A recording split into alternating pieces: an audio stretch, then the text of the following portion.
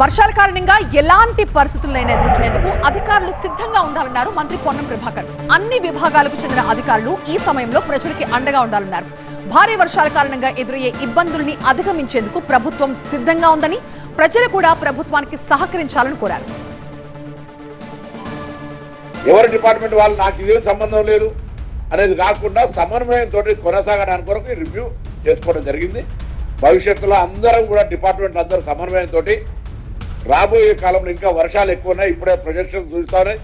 August 12 తదుపరి ఇంకా 20 తారీఖు వరకు ఎక్కువ వర్షాలు పడేటువంటి పరిస్థితి ఉన్న దృష్ట్యా తప్పకుండా ప్రజలు అప్రమత్తంగా ఉండాలి. మేమందరం కూడా అధికారులం అన్ని డిపార్ట్మెంట్లకు సంబంధించి ప్రభుత్వం తరఫున ఎప్పటికప్పుడు ఎంత రెయిన్ పడుతున్నా దాని వెంటనే రోడ్డు దిగి వచ్చి డ్రైన్ పరిశీలించడం లేకపోతే ఇంకేదో చేస్తే పనిచేసినట్టు కాకుండా ఎవరికి వాళ్ళు పెరిగినటువంటి సాంకేతికమైనటువంటి నెట్వర్క్ ఉపయోగించుకొని SMS సిస్టమ్ కావచ్చు, వైర్లెస్ సిస్టమ్ కావచ్చు, టెలిఫోన్ సిస్టమ్ కావచ్చు, ఎవరిది వాళ్ళు లొకాలిటీలో decentralise execution of works and issues మీద పని జరుగుతూ ఉంది.